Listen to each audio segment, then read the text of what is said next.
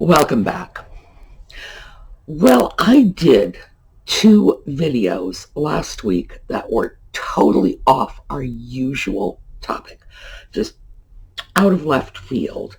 One was, the 5 things that you probably didn't know about me and I didn't think you'd guess. And the other was Mrs. Muta, my email scammer. Well, interestingly enough, those 2 videos hit my top 20 almost overnight. So, you know what this is telling me? This is telling me you want to chat, that you want some sort of different thing than what I've been offering you, that you want some interaction here. Okay, I can do that. Now, ordinarily, I don't look at my videos and say, well, this one was so popular and that one was, no.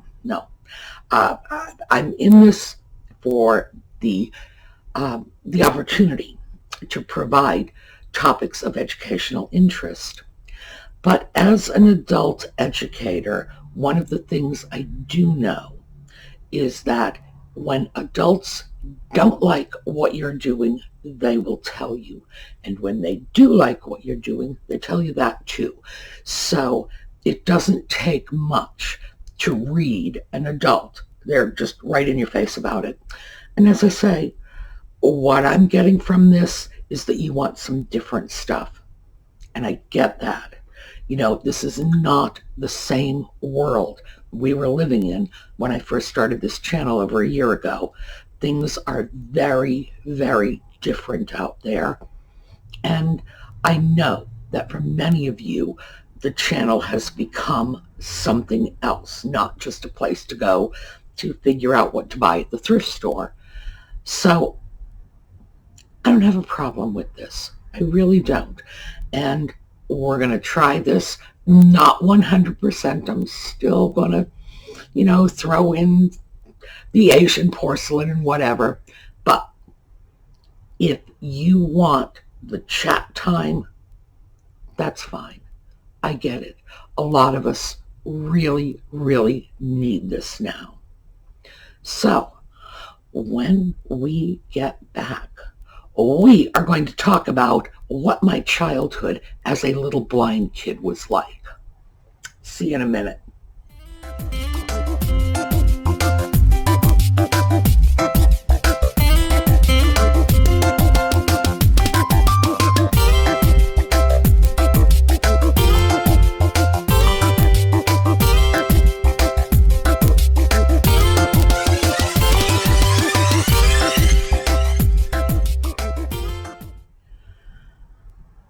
Well, I have spoken to you pretty freely about the fact that I am blind. I read and write Braille. I have a white cane, so I have residual vision, which I'm sure you figured out when I stick things right up to my nose to look at them.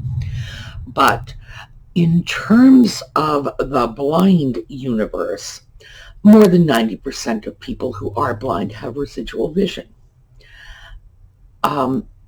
However, only about 10% of the people who are blind read and write Braille, and I do.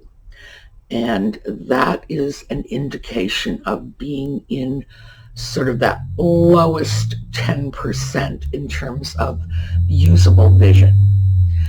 I can give you the numbers. No, I can't really. I can give you an approximate number. When you go in and get your vision checked, now this, I have to tell you, this is just sort of the quick and easy way of interpreting something that's much more complex. You get a number. Good vision is 20/20. Not so good vision, 20/40. Well, what this means is a person with excellent vision sees at 40 feet what a person with 20/40 vision sees at 20 feet. It's pretty much the way it is. So my numbers are well above 800, 2800, I think, in my left eye, but that's questionable. Usually My vision tests today consist of going into a doctor's office, and this is what he does and says, how many? Like, seriously, that's what it's like. So yes, I'm very blind, but I wasn't always very blind. When I was 4 years old, I had an attack of tonsillitis. It's the sort of thing that runs in my family, and I spiked a really high fever. And when I say really high fever, I mean really, really like life-threatening high fever. My mother got me to the hospital right away. Apparently, they threw me in a wash tub full of ice. And then when I began to cool down a little, they took my temperature and logged it at 108. They think it was probably at least a degree or two higher. Now, that's not the highest fever from which someone has survived on record. The highest on record is about 115. However, the threshold for brain damage is 107.6. I have no idea how they came up with such a precise number, but below 107.6, you're okay. And if you hit 107.6, yeah, brain damage. I have no idea where this came from, but that is the accepted figure. So,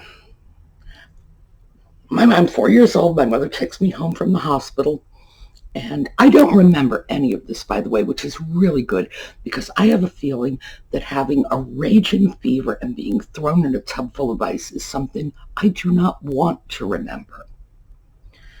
So here's my mother's version of it.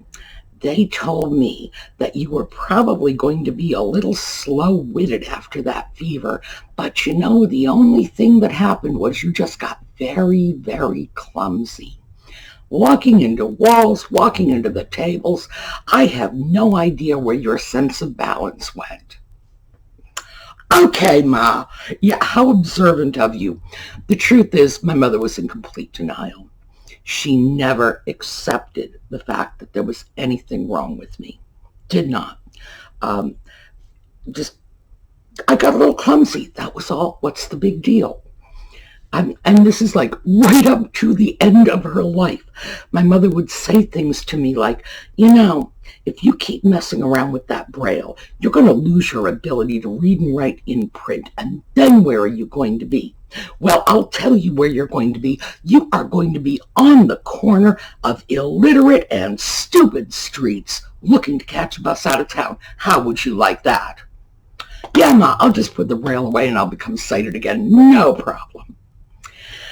Well, this was, in a way, actually good because I was not raised as a blind child. I was raised as a sighted child, as any other child would have been raised. Nobody ever went out of their way, and that is really fortunate because as an adult, I ran into a number of those children who had been raised as blind, and when they became adults, National Alliance of Blind Students, there was a convention, there was a mixer, a girl walked in and announced to the room, "I'm blind, will somebody get me a soda?" Everyone else in the room was blind too. So all they did was laugh. You find out very, very quickly when you are among blind people in general that that sort of thing does not cut it. Now, frankly, that sort of thing does not cut it at all. You know, anybody, I do not care how blind you are, you can get your own soda. You know, nobody needs to be waiting on you hand and foot because you can't see. Thank you very much. I consider it perfectly appropriate to hand somebody a piece of paper and say, would you mind reading this for me?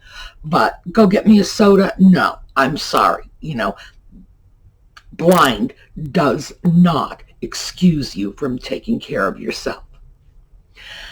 Well, back to when I was 4. Went into school. Now, keep in mind, I was blind as a bat, had no idea what was going on, and didn't speak English. So, I was pretty clear from my first exposure to education that I was not the sharpest knife in the drawer. The other kids were able to understand things I couldn't understand. They could do things I couldn't do. I would stay after school almost every day, because I hadn't been copying things off the blackboard like I was supposed to. It wasn't helped by the fact that I was tall for my age, so they sat me in the back of the class. I didn't know I was blind. That's the other thing you have to keep in mind. I had no idea. So it wasn't as if I said to somebody, I'm blind. I knew I wasn't seeing anything, but I didn't know anybody else could. So this sort of went on and on. And when I was in the 4th grade, that's when the jig was up. In the 4th grade, my academic performance actually began to improve because I was, again, in the back of the class. My friend Joyce, she was my best friend, was in the back of the class sitting next to me, and on the other side of her was her cousin Leon. And Leon was the sweetest boy in the world, but he had already stayed back twice. He was taller than the teacher, and he really couldn't read. So the teacher would write something on the board, and Joyce would just whisper it out loud so that her cousin could hear, but I could hear too. So I was no longer sort of isolated from the world around me. And this is probably about the point where I figured my teachers should have been catching on. My family knew, but, they were like in denial. That's what was going on there. But the teacher should have been picking up on it. I remember my 3rd grade teacher used to say, sit up when you write. Remember, we write with our pencil, not our nose, because I would be hunched over like that writing. So somebody should have picked up on it, but they didn't. So 4th grade, this was my first year in the Boston school system, and they handed out the Iowa Test of Basic Skills. And this was a standardized test. For those of you who are my age or older, you'll probably remember those tests. And it was just this big booklet. It was a single test that covered K through 12. So they hand you the test, and you go through, do what you're supposed to do, and then you come to a little stop sign shaped notice that it read things like 2nd grade stop here, 3rd grade stop here. So we're taking the test. Everybody's taking the test. 4th grade stop here. And I stopped because I was in the 4th grade. I knew I was a slow-witted little kid, but I did know what grade I was in. Everybody else is still writing. I look around. No, they're still writing. So naturally, I knew I had screwed this up somehow because, frankly, I was pretty much screwing up everything. So I just keep writing.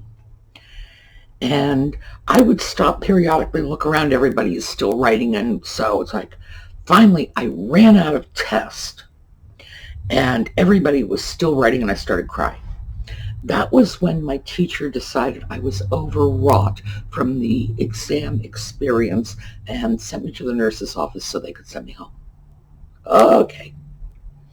Well, I knew at that point that I had completely blown the test. I clearly didn't know what was going on. I was not doing what the other kids were doing, not by a long shot. And about a month later, the tests came back. This was about the point where I thought they were going to pull me out of the regular school and send me over to the special school for the developmentally delayed. I was pretty sure of that. And when the tests came back and they said they were pulling me aside for special testing, oh, you better believe it, I knew I was heading to the Campbell School.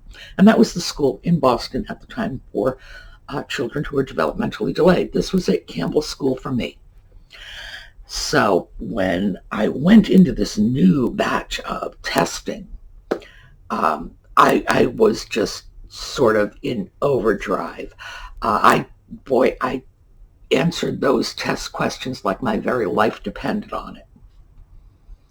And a month later, those test results come back and they haul my father into school. Now, my father's superpower. I will snap a picture of my father from that period. I don't know if I have photographs, but I have a portrait of him on the wall. I will snap a picture of that and throw it in. My father's superpower was that he was adored by middle-aged women. If you were a broad-chested 1950s matron with a fox fur collar, you loved that man. He was just catnip to you. I saw it again and again and again. It would amaze me. Sometimes they would giggle and flirt like schoolgirls. Sometimes they would just like take their handkerchief out and try to wipe his mouth like they were mothering him. But he had a gift. So he sat in with the principal. And at this point, they were trying to assess the disconnect between what the test results were telling them and my lousy school performance. Because when I had gone through that Iowa test and I stopped where they said grade 12 stopped, I aced that test. No idea how. Probably fear. I think fear is probably my great motivator. Terror will really just get me into gear. So why was it I had barely passed out of third grade? And that was when my father spilled the dirty little family secret, which is how he always treated it. He knew I was blind. My mother, I do not think she ever accepted it. My father knew, but he treated it like it was a secret.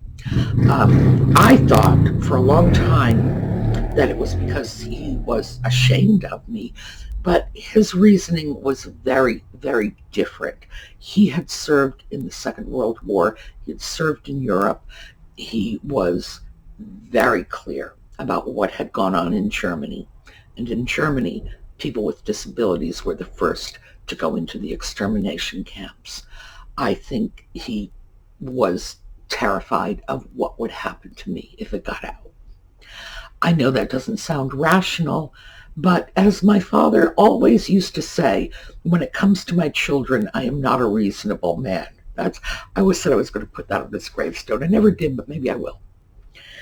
But he let the cat out of the bag and said, well, she has trouble seeing. And that is when the blindness issue actually came out. They had people come in and do special vision tests. I wasn't worried about that. I had already memorized the Snellen eye chart, and so I was fine. I can tell you every letter on that thing, no problem. But they cheated. They cheated. What kind of person cheats a little child? They brought in a European eye chart. It didn't have an E at the top. It had an S at the top. Well, I couldn't see it in any case, so I'm just E, F, P. I'm going through the whole thing, not even close, not one letter correct. And I was just so gung-ho about it. And that was when they figured out how very bad my vision was. And Boston has an excellent school for the blind. It's Perkins. Really, really good. And they wanted to send me to Perkins. Now, the week before, they had wanted to send me to a school for the gifted. My father had said no because, frankly, he figured I was strange enough. They would put me in a school like that, turn me into an Urkel, and there'd be no living with me again. And that was not just him. That was a widely held belief back in the 1950s and early 60s that schools for bright children turned kids into young people with a lot of book smarts, but totally socially maladaptive, arrogant, whatever. Urkel, basically, although they didn't have a word for it then. But as I said, that was moot because they threw that out the window. They wanted to send me to Perkins. Well, my father's concerns, as I say, goes back to the Second World War, and Perkins was an excellent institution, but it was an institution. So he was not having any part of it. Even the day program, he said that if they took me into the day program, they would have access to me. They would start building my school records, which meant they could make a case for transferring me into the residential program because they would suddenly become the authority on my education, and my parents would be out of the loop. So my father packed up the family, sold the house, and moved to Rhode Island. That's how determined he was. The reason he moved to Rhode Island was because Rhode Island does not have a school for the blind. Blind children in Rhode Island have to go to Perkins, and Rhode Island has to tuition them out. And what that means is the state of Rhode Island has to give the Commonwealth of Massachusetts a check for every kid Massachusetts is educating on behalf of Rhode Island. My father felt, quite correctly in fact, that if Rhode Island had to pay to send me to a school for the blind, it was very likely they wouldn't fight too hard to send me to a school for the blind. And that was correct. But we never heard word one about it after that. I started doing better in school because at this point that blind tag was in my records. So if I was stuck up in the front of the class, near the board, and if I needed to get up, walk up to the board and see whatever I needed to see, no one stopped me. And also they didn't stop me from writing with my nose instead of my pencil. So academically, things worked out a lot better at that point. But within a few years, I had sort of completely forgotten this whole blind nonsense, gone back to my previous position of, I'm not blind, I'm fine. I can do anything anybody else can do, really. And as a consequence, I never really got the rehab training I needed until I was an adult. I was an adult when I learned Braille. I was an adult when I learned to use a white cane, when I learned to handle a guide dog. None of that was in my childhood. So, because I cannot do an entire video without at least throwing a little tiny bit of education in, let me just say that what that experience taught me was that my parents, by never treating me like I was blind, did me a huge favor. They never, nothing. It was just, nobody would read anything to me. Because my mother didn't believe I was blind, and my father didn't want anybody to know. So totally on my own. That was an immense help in terms of my ability to get on independently later in life. On the other hand, by mainstreaming me, which is what it's called when you throw a child with disabilities into the regular school system, by mainstreaming me with no supportive services, they were not doing me much of a favor. I do not support mainstreaming. That usually surprises people. They think, well, you were mainstreamed and you say it worked out great. Yeah, it worked out great because I made it work out great, because I was able to overcome a lot of obstacles. In a perfect universe, I would have been taught Braille before I left elementary school. I would have known how to use a white cane. I would have acquired the necessary adaptive daily living skills, all of this before I was 12. And at that point, they could have mainstreamed me and I would have been fine. But I see mainstreaming as dumping, frankly. And the only situation in which I would consider mainstreaming, if I had a child with disabilities, mainstreaming that child would be if that child's disability was something that had no impact on their ability to learn or function in a classroom. In other words, if this were a child in a wheelchair, what's the problem? Kids in a wheelchair are just like kids that are not in a wheelchair. But if it were a child who was deaf or blind or developmentally delayed? No way. A child who is deaf, I would probably keep in a school for the deaf where everybody around them would be signing, because I think that depriving a child of ordinary communication in their daily life it's bordering on emotional abuse. Can you imagine how awful it must be if you are deaf and a signer not to have anyone sign to you, not to be able to sign to anyone?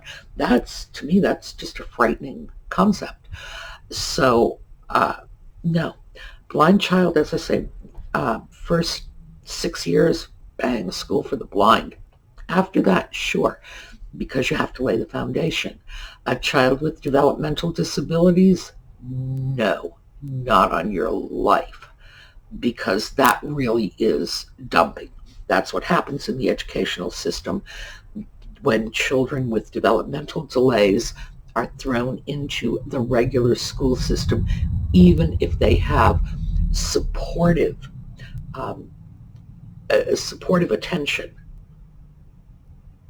They're still not learning anywhere near as much or as easily as they could learn if they were in classrooms that were solely geared to meet their needs. I say that as an educator, and I say that as a person who was mainstreamed, which, as I say, is a euphemism for dumping. So that's my final take on it. What is the takeaway? I do not believe in mainstreaming. I very much believe in the least restrictive environment. That was actually the phrasing of the law that led to mainstreaming. Least restrictive environment, sure. But by the same token, the child has to learn. The child has to be able to acquire the skills that the children around them are acquiring. And for a lot of us, that's just not going to happen in a regular classroom. So, if I were my parents, I would have been in Perkins. They wouldn't have tried to seize me. I'm pretty sure of that. And Perkins was a good school. In my father's defense, however, I do have to say that knowing people who came from schools for the blind, I heard just horror stories of abuse.